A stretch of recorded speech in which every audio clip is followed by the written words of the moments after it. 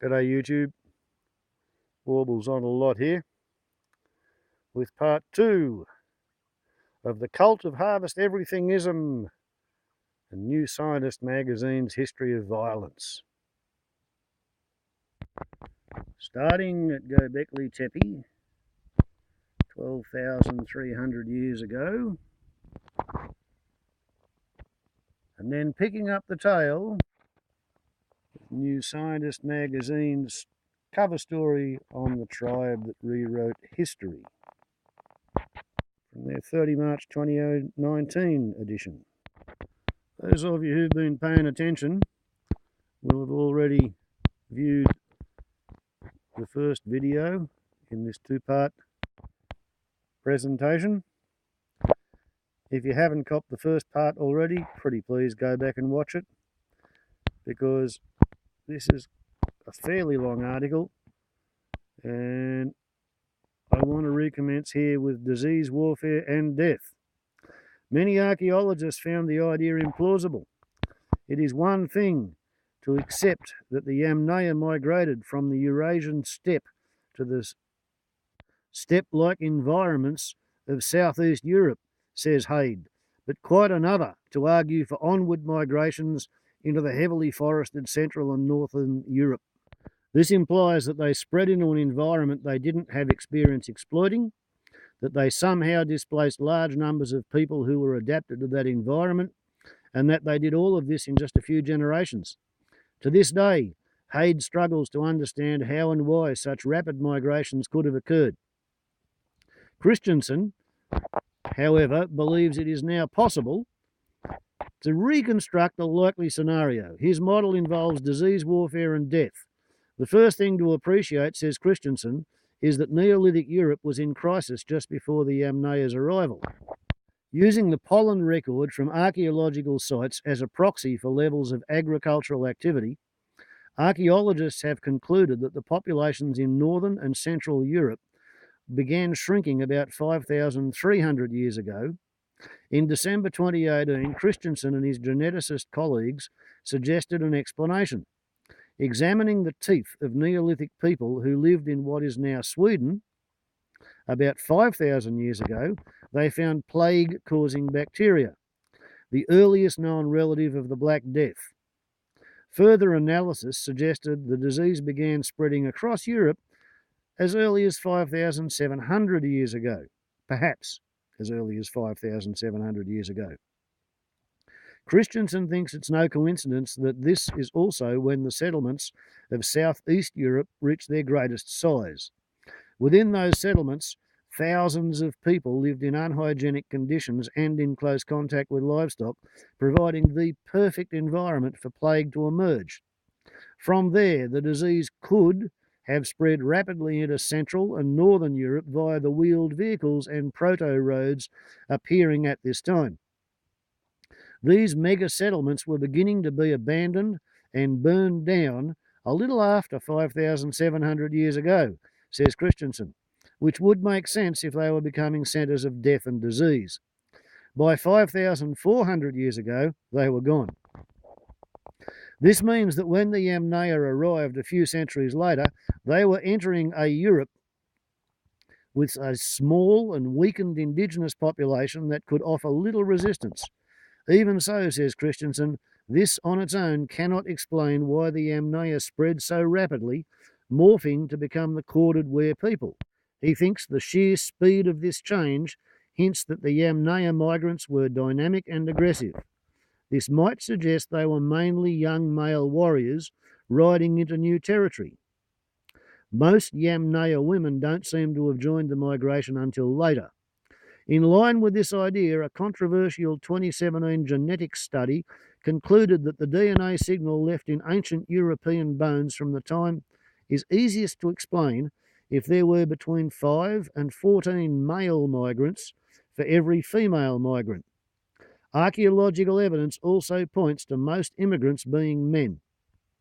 For instance, a 2017 analysis of Corded-Ware burials across a vast region from northwest Denmark to southeast Czech Republic concluded that male graves were very similar in style to one another, but female graves showed local variation. That would fit with the idea of male migrants with a shared sense of identity, having children with Neolithic women who still retained some local traditions. If the Yamnaya migrants did behave as Christensen suggests, Neolithic Europe's men are likely to have objected, setting the stage for violent encounters. Some evidence that this was the case comes from the remarkable Corded-Ware site called Uhlau in Germany. Here, a handful of unusual graves each contained between 2 and 4 bodies, mostly women, and their children. Analyses of isotopes in the women's teeth revealed that they did not grow up locally. And injuries on 5 of the 13 bodies indicate that they met a violent end. Christensen interprets this as evidence of a brutal raid by Neolithic men taking revenge on migrants who had stolen their women. The absence of male burials suggests they waited until the villagers' men were out tending their cattle before making the attack. This sort of mass killing wasn't unheard of in Neolithic Europe, says Christian Mayer at the Osteoarchaeological Research Centre, Germany, who was involved in the Uhlau analysis. Nevertheless, it hints at an upsurge in violence about 5,000 years ago, and there are other signs. We do see a rather high number of trepanations, holes drilled in the skulls, he says. People may have undergone this procedure as a therapeutic measure after bad head injuries, relieve the pressure on the brain following a fracture. And then we move on to axe-wielding warriors. However, if Uhlau is an example of the violence that accompanied an influx of Yamnaya and their descendants, it is arguably not particularly representative. Christensen suspects it was the migrants who usually came out on top, judging by the fact that Corded-Ware groups quickly multiplied and spread. There may have been good reasons for this. Some archaeologists argue that the Yamnaya were accomplished horse riders even before they left the Eurasian steppe.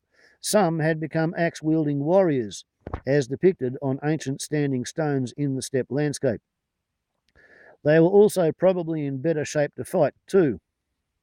Ancient DNA suggests they were unusually tall for the time, and they had a highly nutritious diet. It looks like they lived mostly on meat and milk products, says Christensen.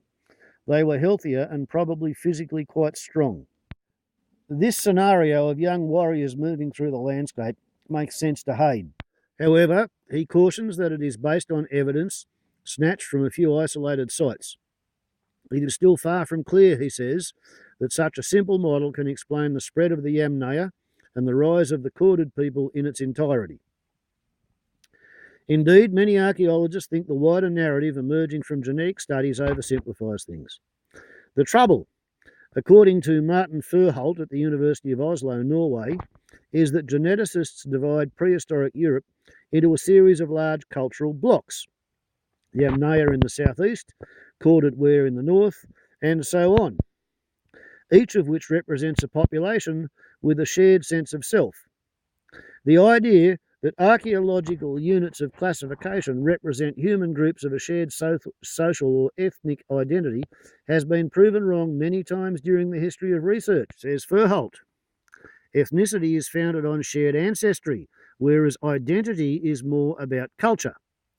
Geneticists are basically looking at ethnicity, but archaeologists are foremost looking at identity, says Haid. A striking example of this distinction is a discovery made near the town of Valencina de la Concepcion in southern Spain. Archaeologists working there found a Yamnaya-like kurgan, below which was the body of a man buried with a dagger and the Yamnaya-like sandals and decorated with red pigment, just as the Yamnaya dead were.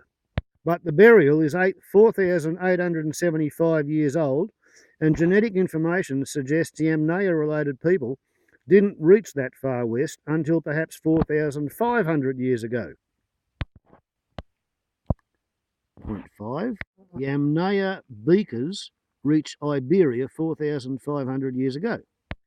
Genetically, I'm pretty sure this burial has nothing to do with the Yamnaya or the Corded-Ware, says Haid. But culturally, identity-wise, there is an aspect that can be clearly linked to them.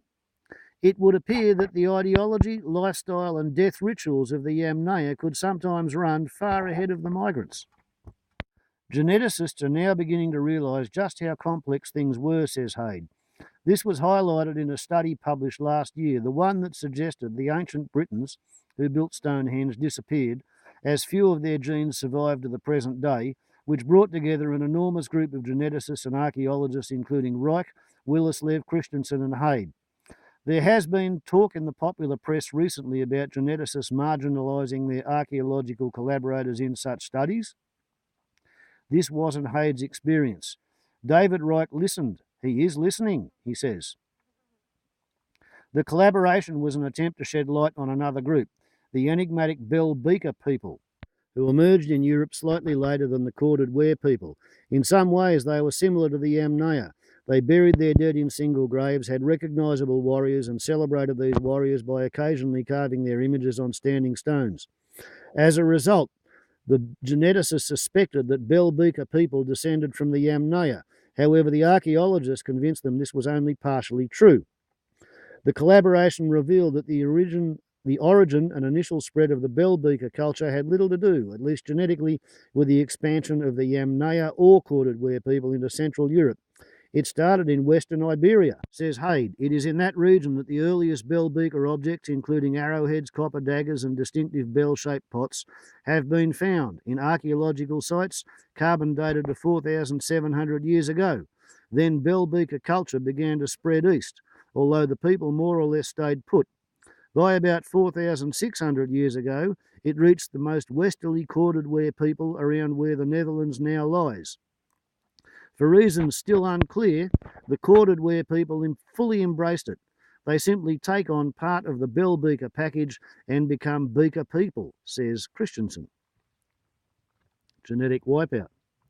In other words, there were now two types of Bell Beaker people, one with roots in Iberia and one with Corded-Ware and ultimately Yamnaya roots. Christensen thinks the Yamnaya Beakers then took advantage of the maritime know-how of their Iberian friends and voyaged to Britain some 4,400 years ago. See map, page 31. 1. Yamnaya arrive in southeast Europe 5,000 years ago. 2. Some Corded-Ware people have substantial Yamnaya ancestry 4,900 years ago. Big jump, 100 years. 3. First Bell Beaker people appear 4,300 years ago. 4. Bell Beaker culture spreads eastward and some Yamnaya descended Corded-Ware people become Beakers 4,600 to 4,500. 6. Yamnaya Beakers reached Britain 4,400 years ago. And you know what?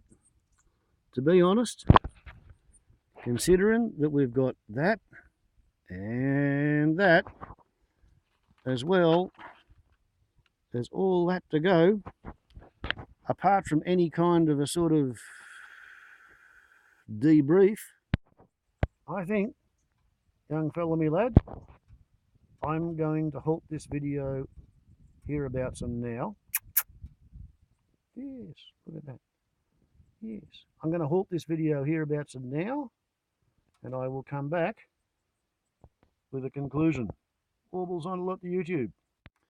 No flaming wonder, yesterday I couldn't fit this bloody story into one single video, especially not when what I really wanted to do was put it in its context with the Broadacre Agro Cult, which began in Göbekli Tepe 12,300 years ago. The cult of Broadacre agriculturalism, which has harvested everything and therefore crashed the biosphere and the ecology. Perspective's a wonderful thing.